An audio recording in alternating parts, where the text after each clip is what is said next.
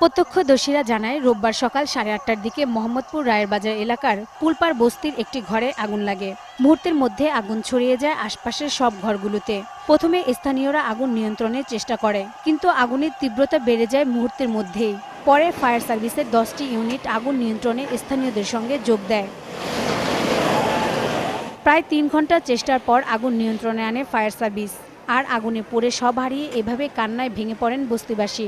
আমার মাইয়াটারে বাইর করছি, এর মধ্যে আগুন লেগে গেছে।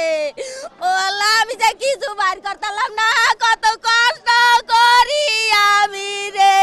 আমরা উদা জানালে বাইরেছি, উদা জানালে বাইরেছি, দৌড়াইছি। 3 জনের 30,000 টাকা আছে। আর বাসার মাল সামান আর কিছুই জানছি, বাসায় কিছুই তো বাইরে হবে। একবার শুতেও না, পরনে খালি এই ঘরে ঢুকতে পারি নাই, সব আমার শেষ। টাকা পয়সা যা আছে মালমত্তা, চালের বস্তা বস্তা সব শেষ।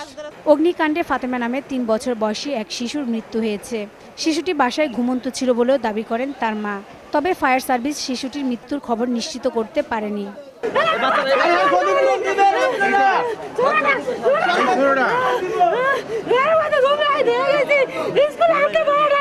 তদন্তের পর ক্ষতির পরিমাণ জানা যাবে বলেও জানিয়েছেন ফায়ার সার্ভিস। তো আমাদের এই মুহূর্তে আগুন আমাদের কন্ট্রোলে আছে, ইনভেস্টিগেশন করতে হবে, তারপরে এটা একটা কনক্লুশনে যাওয়া যাবে যে কি পরিমাণ ক্ষয়ক্ষতি হয়েছে। ক্ষতিগ্রস্তরা জানান ফায়ার সার্ভিস দ্রুত ঘটনাস্থলে পৌঁছলে ক্ষয়ক্ষতির পরিমাণ কম হতো।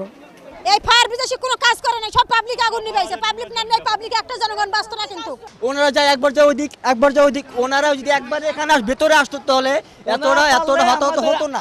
রুবিনা ইয়াসমিন, 21 টেলিভিশন, ঢাকা।